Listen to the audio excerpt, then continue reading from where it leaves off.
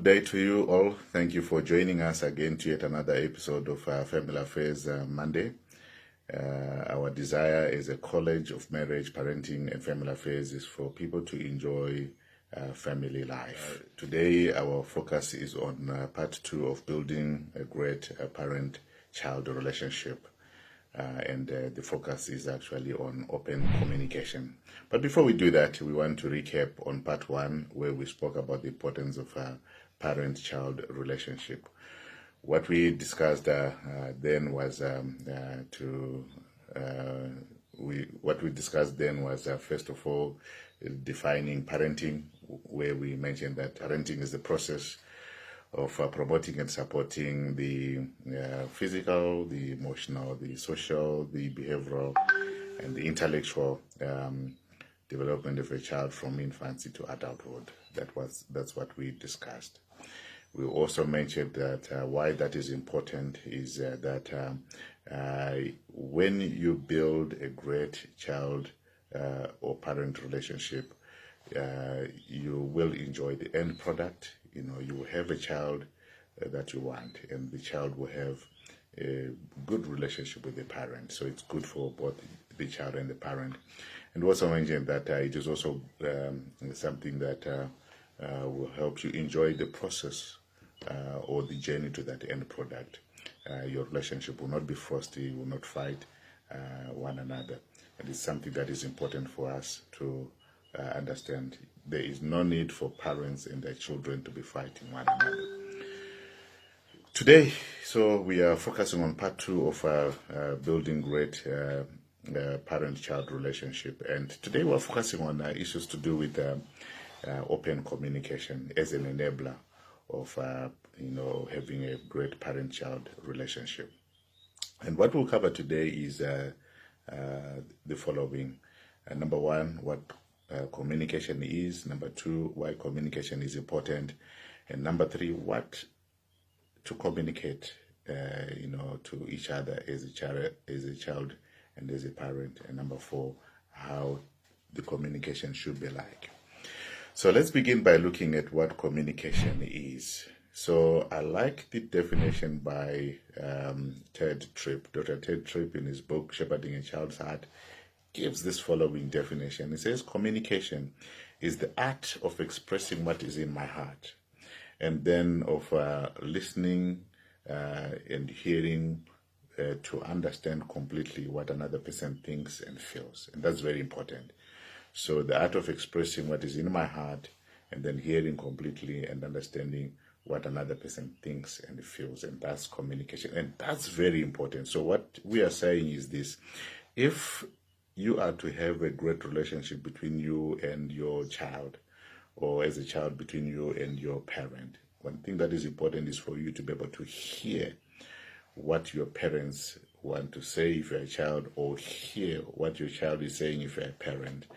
Because when we do that, guess what? It is then when we are able to then understand what the other person is saying.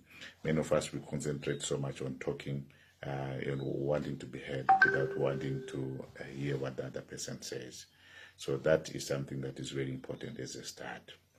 The second thing that is important is understanding why communication is important. Hear this, friends. The reality is this: the more you communicate to each other, a child and a parent, the more you communicate to each other, hear this, the better you will be in terms of understanding each other. And hear this, the more you will be able to influence each other. So as a parent, the more you communicate, the more you understand the child, and the more you understand, the greater your influence will be. And when communication stops, it has been discovered, abnormality sets in, and ultimately death of the relationship takes place. There is absolutely no way you can continue having a great relationship between you and your parent, or you and your child, if you are not communicating. So communication is important in the whole issue of building good relationship between a child and their parent, or vice versa. So what do we communicate? Somebody would want to ask. With my child, is there a really anything to communicate. What exactly should I communicate? Hear this. We encourage parents to ensure that they can actually talk about the good, they can talk about the bad, they can talk about the ugly. So it's a whole range. It's important for us to know that as children, we can talk to our parents about anything. And as parents, we can talk to our children about anything. That is very important. And I've worked with many couples who come, they're having a challenge, and they are saying that they don't know what, has been happening in the lives of their child. Their child now is on drugs, or their child is suicidal, they're cutting themselves, and they're discovering this thing when when their child has really gone through a lot of suffering. And what it turns out as I talk to them is a realization that they have not built into their homes, the capacity to just talk about anything with their child, the good, the bad, the ugly. It's important for parents to be able to realize that you can talk to your child about responsibility, about marriage, about dating, about work, about emotional intelligence, social responsibility, about handling failure, ethics, morality, dangers in life, politics, value of good friends, a whole range of issues. So whatever is upon the heart of a parent can be communicated to the child, and vice versa. So that kind of openness in communication always has a way of building a great relationship between parents and children, so that when everything has been said and done, guess what? The parents know what is what is happening in the life of their child, and the child also knows what is happening in the lives of their parents. Obviously, whatever is communicated, especially from a parent perspective, it must be age appropriate. As you discuss about all these things, it's all about understanding that you present things to your child, especially when they are young, in a manner that they are able to receive. But basically, there are no limits. We can talk about anything. One of the things that I'm encouraging parents at the moment is, hey, talk about even marriage, with your children. Talk about even difficult subjects like sex. It's important for us to be able to talk about these things. Because if we don't do that, guess what? Other people will then begin to tell your child certain things in a manner that perhaps you are not prepared as a parent to have that presented the way that is not good for in your view. So allow yourself as a parent to just share everything and anything to your child. And finally, one other thing that is important is the how of communication. How do we communicate? And I just want you to take note that there are quite a number of things that are important in terms of communication. Obviously, the types of communication, you can encourage your child, it's very good, or you can correct. It's also a way of communicating. You can rebuke. It's also a way of communicating. You can instruct, or you can warn, you can teach, you can pray for your child. So it's not just one way. But what's important is this: the how of communication is very powerful, because it can actually make the message to be received well or not. So children need to know how to talk to their parents as much as parents need to know how to talk to their children.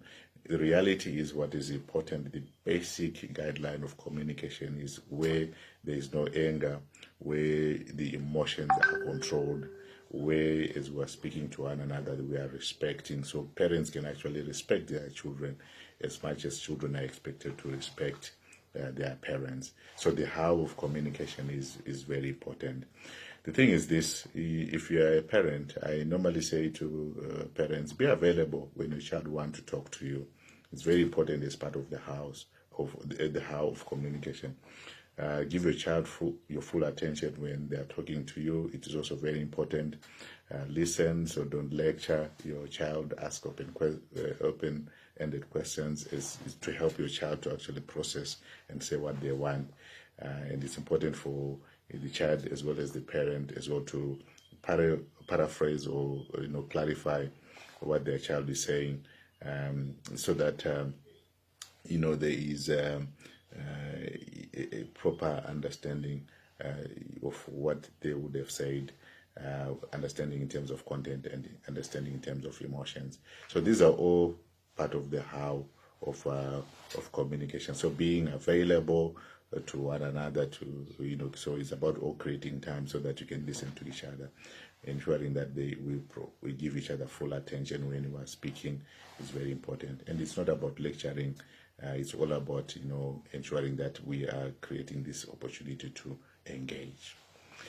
So friends, these are just a few tips that we decided to share with you in terms of building great parent relationship. And I can just close by saying this: it's possible for us to actually develop great parent-child relationship, which is based on an effort to do that, and based on the desire to create a great relationship. Next week we'll be talking about the importance of actually creating time as part of building a great relationship between us and as parents and our children, or vice versa. So have a good day, and may God bless you.